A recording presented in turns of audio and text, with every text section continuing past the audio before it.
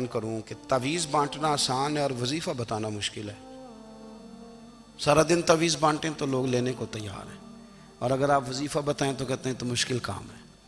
ओ खुदा के बंदे, अगर आपका ताल्लुक कुरान पाक के साथ मजबूत हो, कुरान पाक के साथ अगर आपका रिश्ता हो, लोग सिफारिशें ढूंढते हैं ना दुनिया में, कोई ताल्लुक मिल जाए तो मेरा काम हो जाए।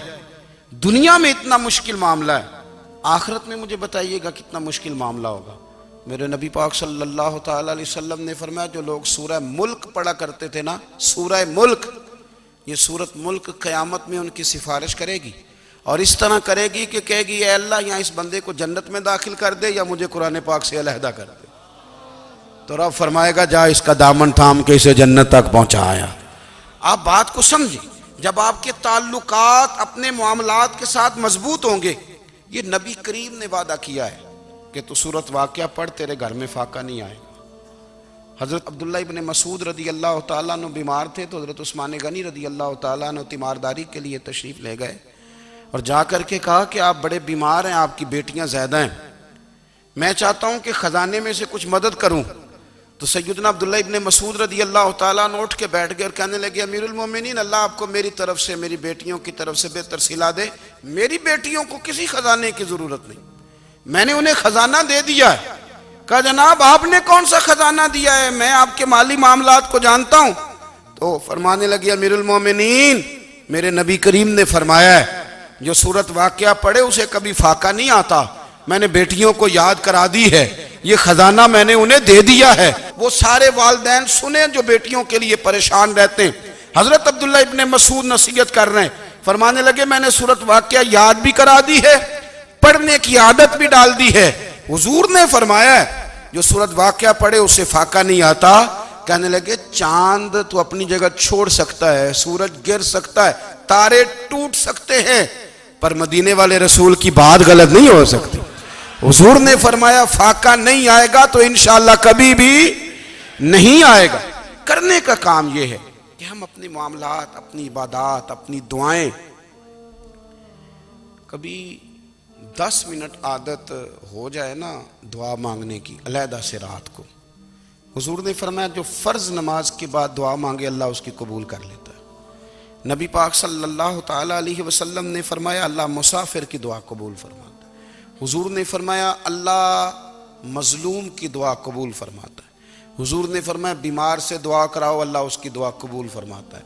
मेरे नबी पाक ने फरमाया माँ बाप जब भी औलाद के लिए हाथ उठाएं, वैसे तो बुल्ले शाह तो आसमानी उड़दियां ही फड़ दें, जेड़ा घर बैठा उन्होंने बढ़िया ही नहीं। हुजूर फरमाने लगे माँ बाप जब भी औलाद के लिए दुआ फरमाएं अल्लाह उनकी दुआ को कबूल करता है। आप अपना ताल्लुक बनाएं दुआ के साथ, इबादत के साथ, मुसल्ले के साथ रिश्ता बनाएं, इस्तिगफार पढ़ें। सलाहुद्दीन अय्यूबी सलेबी जंगों में थे, रात को मस्जिद अक्सा में नमाज पढ़ी तो परेशान थे। एक बुजुर्ग से मुलाकात हुई तो वो कहने लगे कि आप बड़े परेशान हैं। कहने लगे हुजूर परेशान इसलिए हूँ कि पहले ही मुसलमान कमज़ोर है, अब मैंने सुना है दुश्मन का एक बहरी बेड़ा वो जंगी सामान से भरा हुआ आ रहा है, तो अब उनके पास और तलवारें और नेज़े आ जाएंगे, मुसलमानों के पास पहले ही वसाइल की कमी है, परेशान हो, किस तरह करके मुकाबला करेंगे। ये बात कहते ही सलाहुद्दीन अय्यूबी ने बुजुर्गों से कहा हुजूर आप भी दुआ करना, दुआ की बड़ी ताकत है। मेरे नबी पाक ने फरमाया दुआ मोमिन का हथियार है, दुआ मोमिन का, दुआ मोमिन का। हुजूर ने फरमाया तकदीर को सिवाय दुआ के कोई चीज नहीं बदल सकती, दुआ मोमिन का हथियार है, ये काफिर के पास कोई नहीं, ये हथियार है मोमिन का। अल्लाह करे आपको समझ आए, फिर सुने, कई बार कह चुका हूं ये हथियार है। काफिर के मुकाबले में जो तेरे पास सबसे बड़ा हथियार है वो दुआ है। दुआएं करानी छोड़ दी, करनी छोड़ दी, लेनी छोड़ दी। हजरत सैयदना अनस बिन मालिक रदी अल्लाह ताला अन्हु फरमाया करते थे, मैंने वो रंग देखा है जब हुजूर दुआ मांगते थे और हुजूर की मुकद्दस आंखों में आंसू भी साथ ही बहा करते थे, मैंने वो अंदाज देखा है। तो सलाहुद्दीन अय्यूबी बुजुर्ग से कहने लगे आप भी दुआ कीजिए, और खुद रोने लगे और सर सजदे में रख के रोने लगे और इशा से लेकर फजर तक रोए, खूब रोए। सुबह वो बुजुर्ग आए तो सलाहुद्दीन अयूबी का खूबसूरत और हंसता हुआ चेहरा देखा।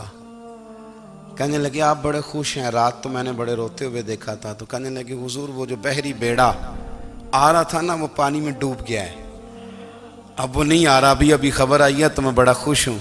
बुजुर्ग कहने लगे उठ सीने से लग, और सोने के बाद वो बहरी बेड़ा पानी में नहीं डूबा, वो तेरे आंसुओं में डूब गया है।